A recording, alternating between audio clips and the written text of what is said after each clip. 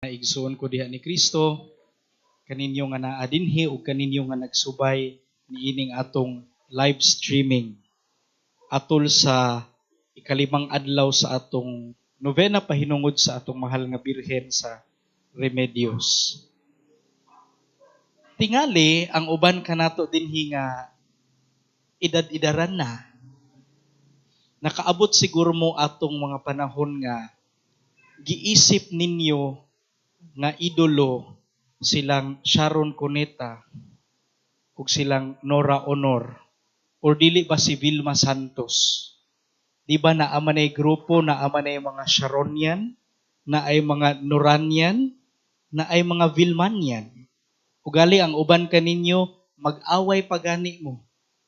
Ang uban mulantaw sa TV sa ilang mga silingan ug kung dili gani mo partido mag-away mo kung unsay salida nga inyong tan-awon. Ang uban mo ingon adto ta sa kang Nora Honor, ang uban mag-ingon nga adto ta sa kang Vilma o kang Sharon Baron. Karong mga panahon na wa man gihapon na mabag-o, naa gihapon na sa atong kultura. Mga batan-on lahi naman ni ang ilang tawag sa ilang kaugalingon mga fans club naman kuno sila, no? Mga aldab, mga Katniel, no? Mo naman na yung mga uso karon. Mo na ang ilang na-idolize. Ilang gihangad, ilang giisip nga sumbanan. Ang uban siguro tingali, kanang mga naong sa inyong mga politiko nga naa sa inyong mga notebook, no? Na may uban no, manghatag o si konsehal, ang naong ni konsehal. Muna, gi-idol na lang ang naong ni konsehal. Basin niyag marilisan pud mo kalendaryo naong sa inyong kura ang sod, no? Na tanawa na ninyong naong sa inyong kura mo siguro ang uban nato diri nga ang akong padre kura mo'y akong idol. Mo'y akong gitinga. Mga igsoon ko diha ni Kristo sa atong kinabuhi namang gyud tay mga sumbanan. Naaman tay gitawag nato nga atong gi-idolize, atong gitingala, atong giisip nga mga modelo.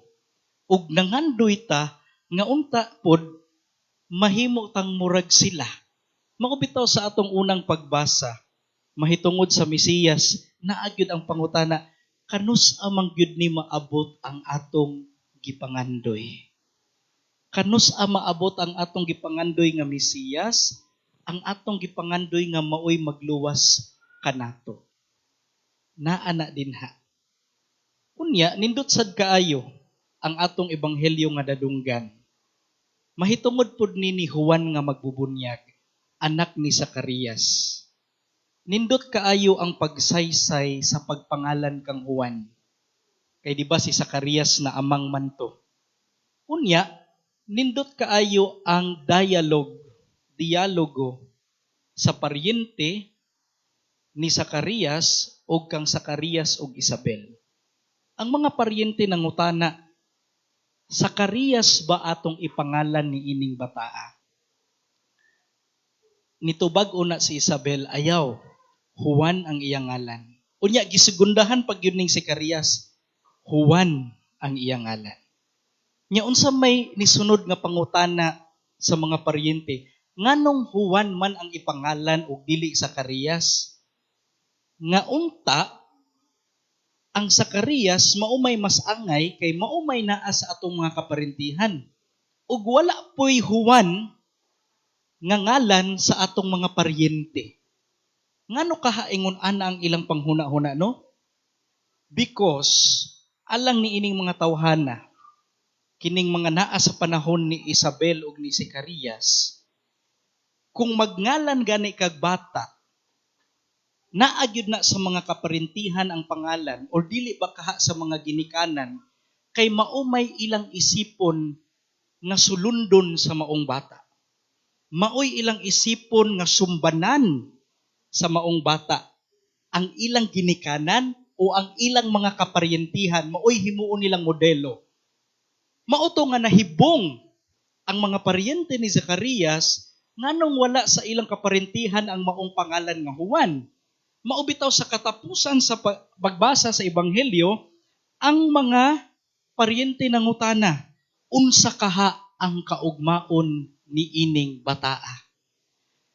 Unsa kaha ang kaugmaon ni ining bataa kay wala man sa mga paryente, wala man sa iyang mga ginikanan gikuha ang pangalan. Unsa kaha ang kaugmaon ni ining bataa nga ang atong giisip nga sumbanan para niya wala man dinhi. Mga igsuon ko diha ni Kristo sa atong kinabuhi, kita pod mga sumbanan, mga modelo diha sa pamilya, diha sa atong trabaho, diha sa atong mga igsuon, diha sa atong mga amigo, mga amiga. Unsa ka ta nga klase nga sumbanan? Kining mga bata nga niya dinhi karon, nindot kayo ni sudungon. Pangutan ako no inyong kaugalingon kanang mga bata nga inyong kauban. Unsa kaha ang kaugmaon ni ining bataa? Ako isip paryente nga maoy gisundan ni ining bataa, ako isip ginikanan nga maoy gisundan aning bataa nga mohim gimong sumbanan ni ining bataa, unsa kahay mahitabo ni ining bataa ugma damlag? Mga ginikanan nga naa dinhi karon, kung unsa ang inyong ipakita ngadto kanila, dako kaayo mo og role kung unsa ang mahitabo ni ining inyong mga bata ugma damlag. Balik ta sa trending nga video, diin ang pulis gipusil ang duha ka tawo, inahan ug anak, atubangan sa iyang mismong anak. Samtang nag-andam ko ni ining wali, ako usab nakapangutana, unsa kaha ang kaugmaon ni ining bataa? Luoy baya? Luoy. Pero mga igsuon ko diya ni Kristo, dili lang sa nato hilabtan tong pulis. Ari sa ta mamalandong sa tong kaugalingon be. Kining akong kinabuhi nga gipuy-an karon, kung ako ni siyang ipakita ngadto sa akong anak, unsa kaha ang kaugmaon ni ining bataa? Kung ipakita nato sa atong mga silingan nga kanunay tang magyaw-yaw, ug naa ang bata kilid nato sa merkado, sa dan, sa jeep, mamalikas ta,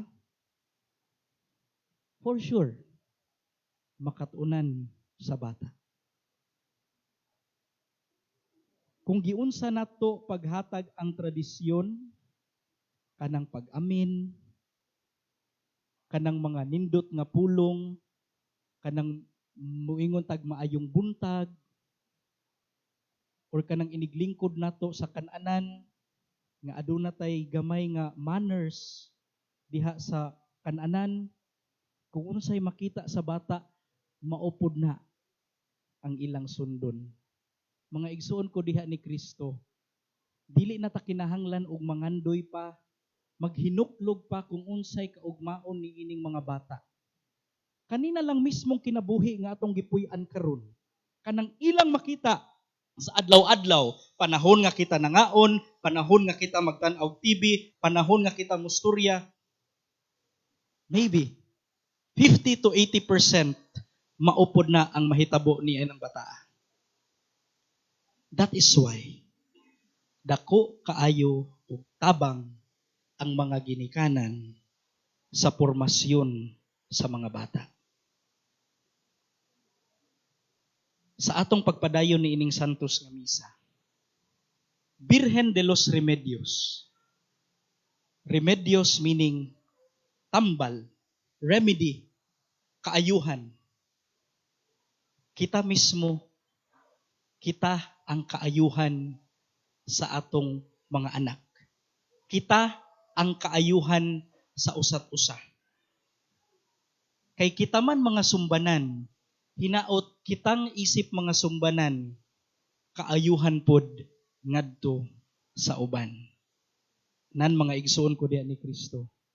Ang nahitabo ron nga atong nakita sa katilingban, ilabi na ni ining panahon sa pandemya, ang kaayo nga atong nakita sa atong isig katawo, o mismo manggani ang bati nga ato narong nahimamat sa atong isig katawo, sumbanan kini natong tanan. Asa man ta, sa maayo o sa bati.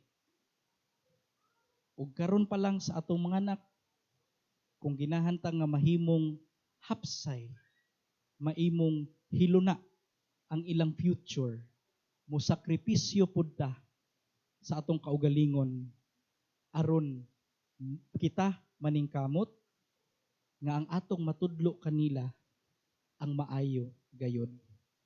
Wala may perpekto nga ginikanan. No? Mga bata, walay perpekto nga ginikanan.